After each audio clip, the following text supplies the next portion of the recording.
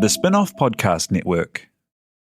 Are you making the most of your KiwiSaver investment? Generate is an award-winning KiwiSaver provider with a track record of strong long-term performance. Making a smart decision now could add tens of thousands of dollars by the time you reach retirement. Book a no-obligation chat with a Generate KiwiSaver advisor today at generatekiwisaver.co.nz/get-advice.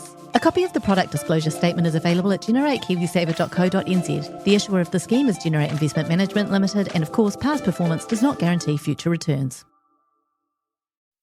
I'm Toby Manhire, and this is Juggernaut, the story of the Fourth Labour Government, a podcast in 6 parts. Doesn't give my opponents much time to run up to an election, does it? This nation is at risk. What do you think you're up to now, you perverted little liar? I could smell the uranium on it as you lean towards it. Most radical overhaul in the history of New Zealand's administration.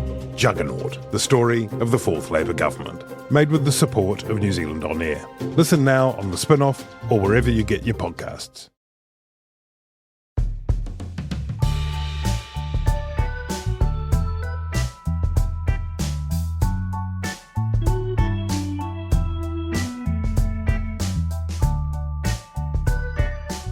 Kia ora tātou, this is Gone by Lunchtime. My name is Toby Manhire and welcome to the new New Zealand Aotearoa under the leadership of Simon Bridges, the National Party under the leadership of Simon Bridges. Do you feel different, Ben Thomas?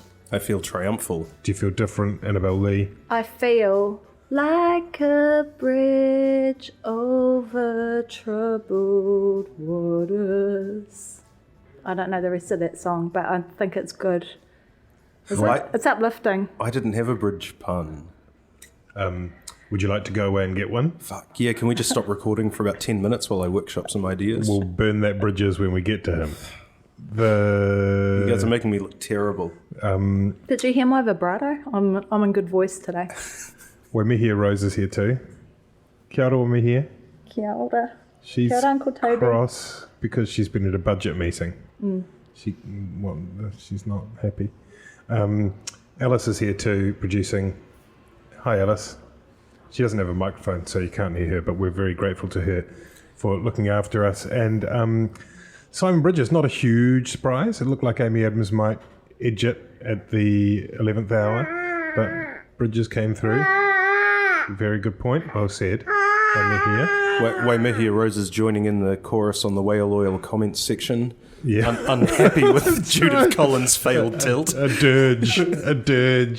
That the whale oil comments are an interesting read. There is a lot of quite funereal tone there. Yeah. Well, an angry funeral. I mean, pretty strong performance. You know, we knew that Bridges and Adams were about 20 votes or so each. Apparently, the ballot went to 2 rounds. Yes. So that means the first person to drop out, which would have been either Joyce or Collins, wouldn't have had that many votes, as the fourth ranked. And then it only took those votes to tip Bridges over the top. So obviously Bridges and Collins and Joyce, between the two of them, must have had very few votes. So pretty strong performance from Bridges in the. So he must have been nearly there, right? Yeah, like right on the edge.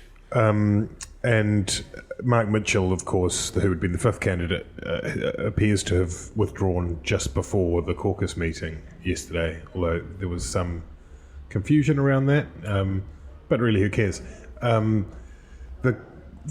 Simon Bridges, is he the generational change that we're waiting for, Annabelle Lee? Gen Xers have got it now, right? We've got it.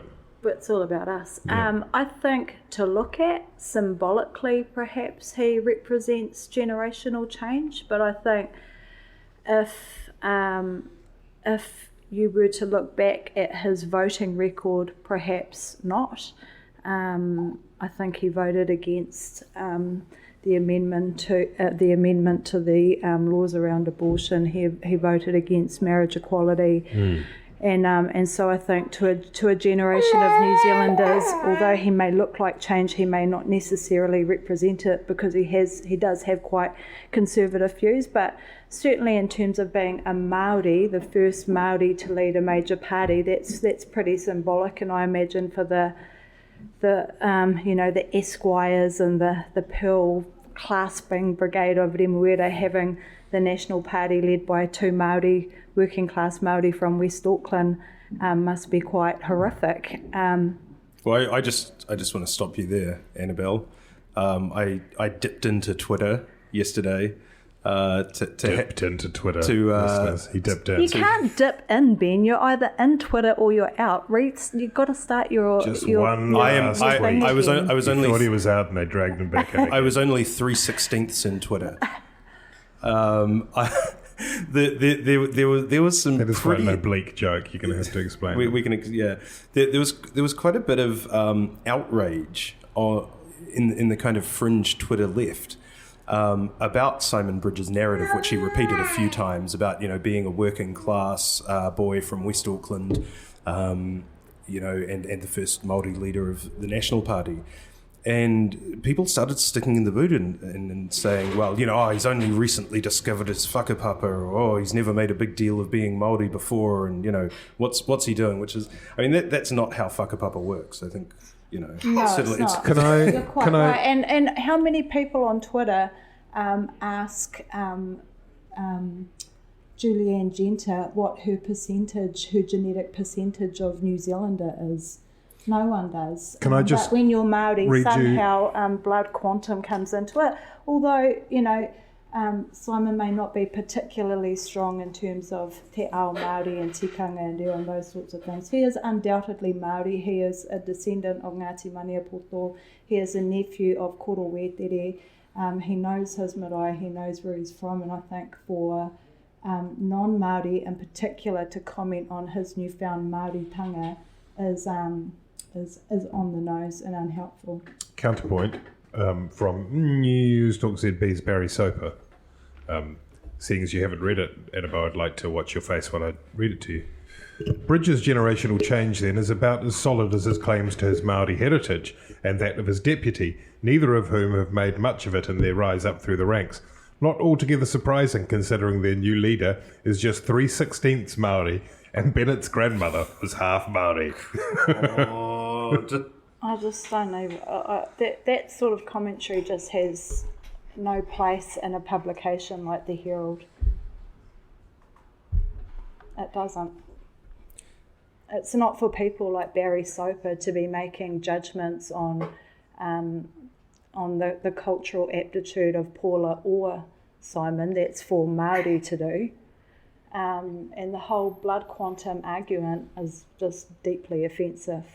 The whole argument seems to have taken this weird turn whereby it's sort of ranking people in terms of how badly in a sense their family line has suffered from the effects of colonisation. Exactly. That's and in the terms of how irony of alienated from their culture they are. Exactly. Now, we colonised you so good you don't get to have a say anymore about being Māori. Yeah, there are legions of young urban Māori voters out there who are not strongly connected to Te Ao Māori, and to sort of write that off as not part of Māoridom seems insane.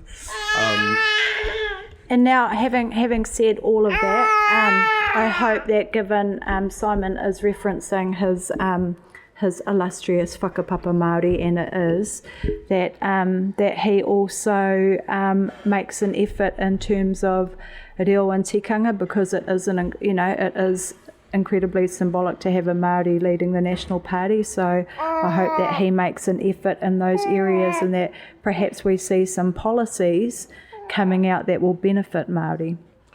If I could just jump in, because I thought it was interesting what you were saying about the social social policies. He's a social conservative.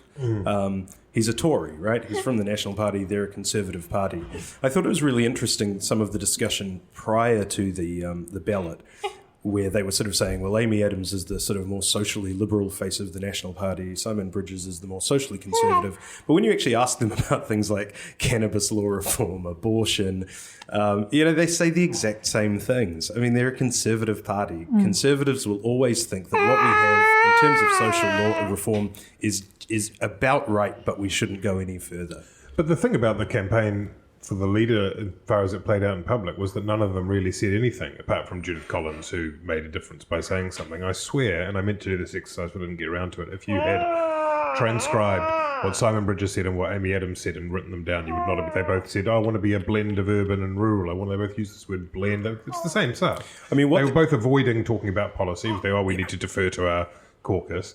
We don't want to talk about personality. We don't want to talk about any fucking thing at all. We just want to appear, and then people will vote on who they think is best placed. Yeah, and part of that is because of the different way that Labour and National elect leaders. So Labour elects its leader, apart from close to an election, when they appointed Jacinda Ardern, they go out to the membership. National doesn't do that. It's just their caucus members. So Judith Collins actually rattled a few cages by sort of going over the top of her colleagues and trying to get the party members and the public to pressure their MPs to vote for her. She was very successful in that, I think. She was sort of probably the public National Party choice.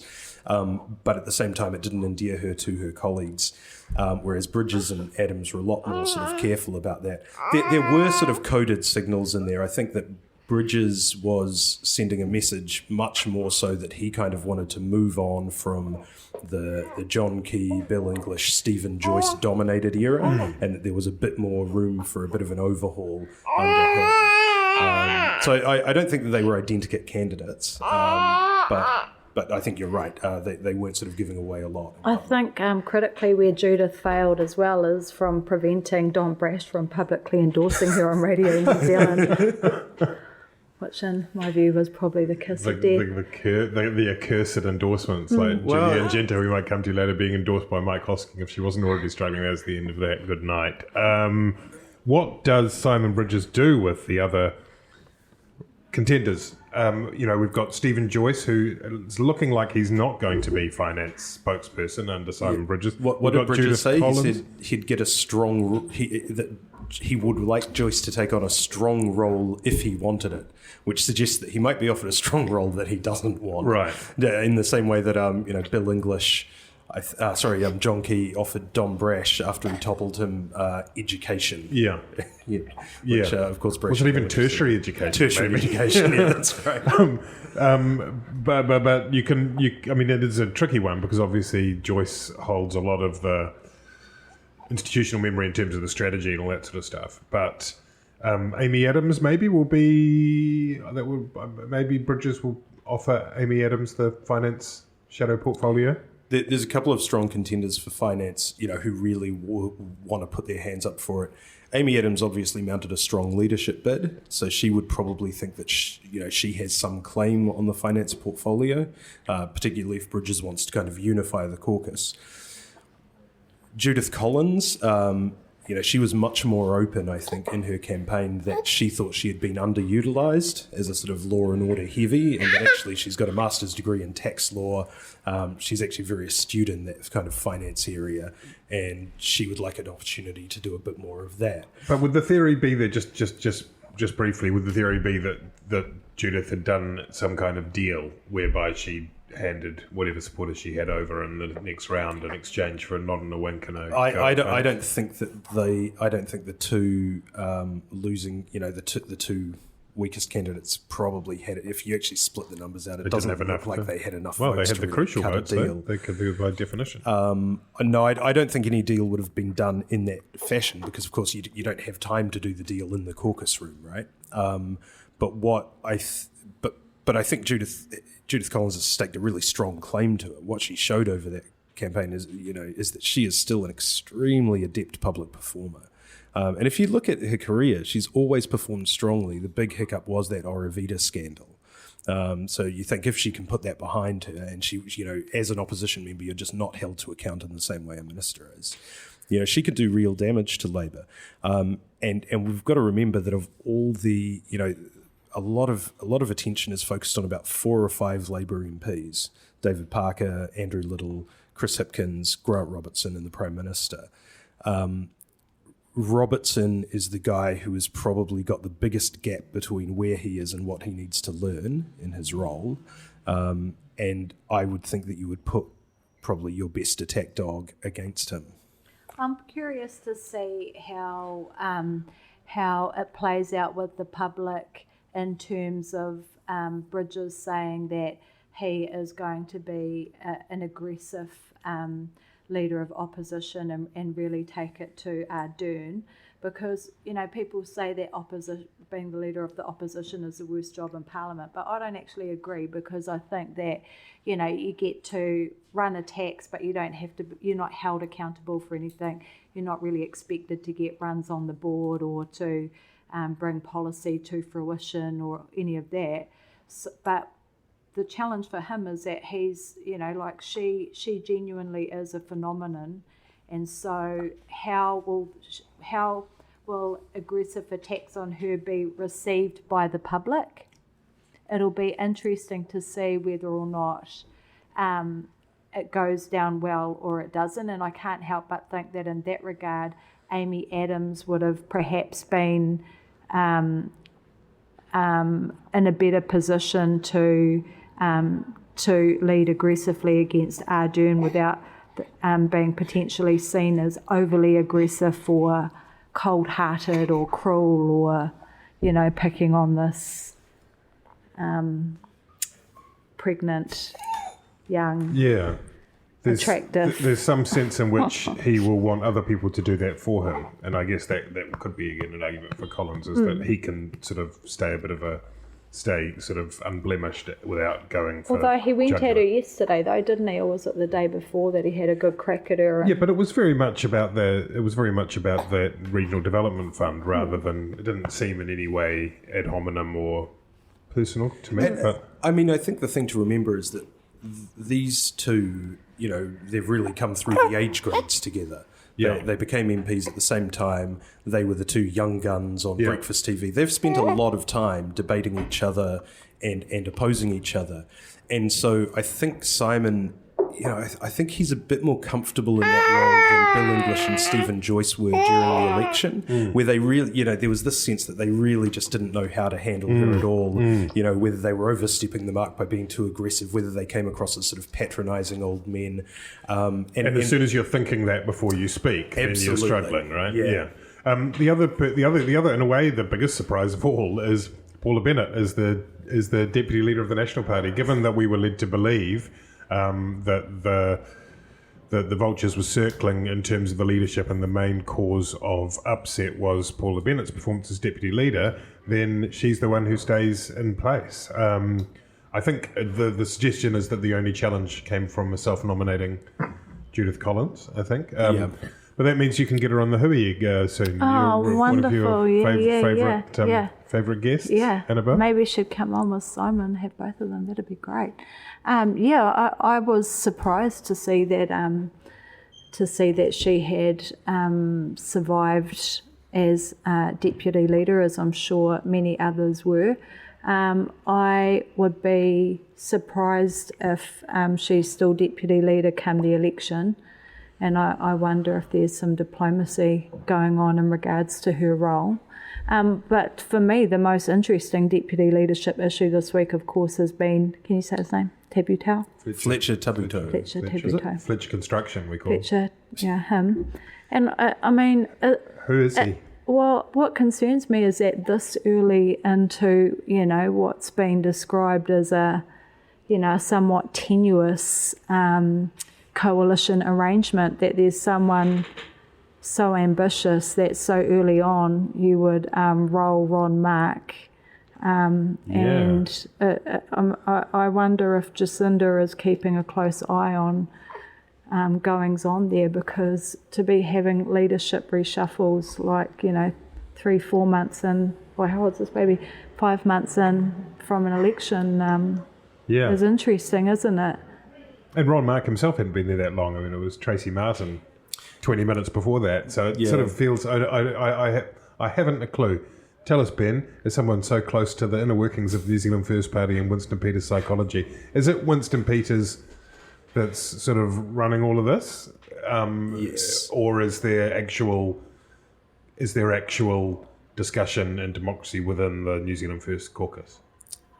There has been a lot more internal democracy in New Zealand First over the past, probably term and a little bit. Ron Mark, I think the understanding was that Ron Mark's overthrow of Tracy Martin was very much orchestrated by Ron Mark. Fletcher Taberto's overthrow of Ron Mark was very much orchestrated by Winston Peters. Fletcher is this sort of golden-haired boy. And whether you want to draw a correlation between that and the number of sort of leaks about Ron Mark and medals in the early days of this government, who knows? But who knows, listeners and lawyers? None of us know. Because Ron Mark is the defence minister, right? He's no. Is it Veteran Affairs and Defence? I think he has. So it is. I mean, it was overshadowed by the transformation in the country with Simon Bridges, but do you think that? I imagine that was very purposely done as well. Yes, I think so.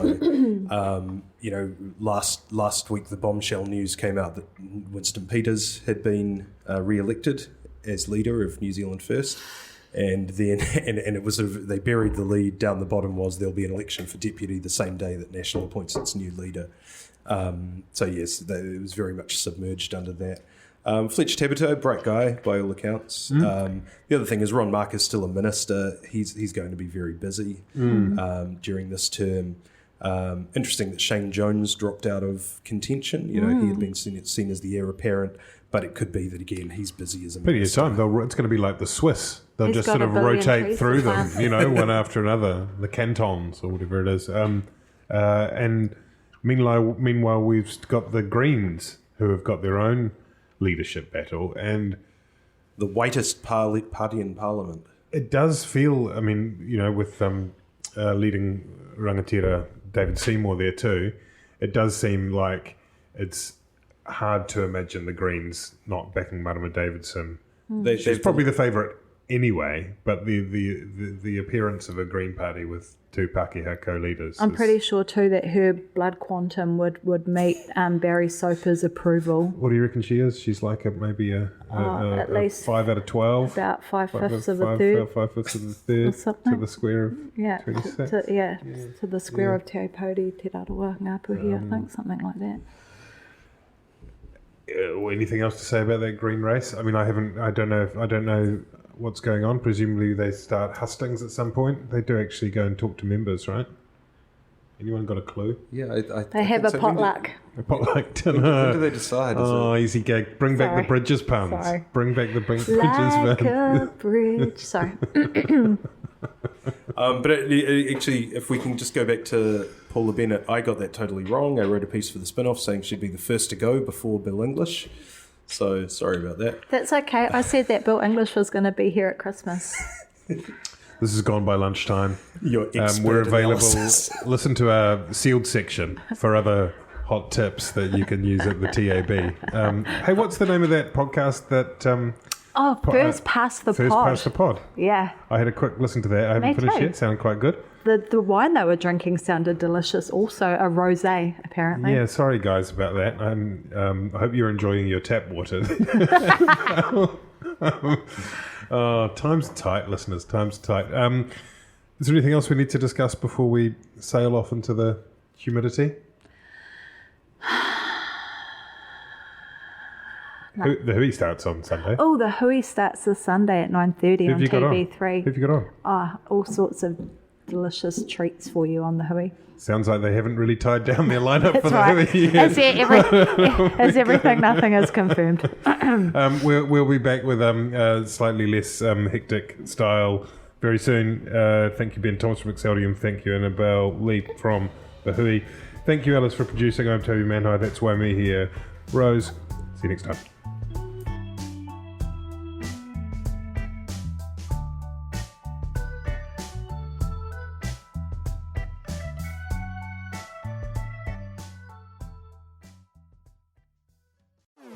Talofa Lover. I'm Madeline Chapman, editor at The Spin-Off. If you have the means, consider supporting our high-quality journalism by becoming a Spin-Off member. Sign up now at thespinoff.co.nz/donate.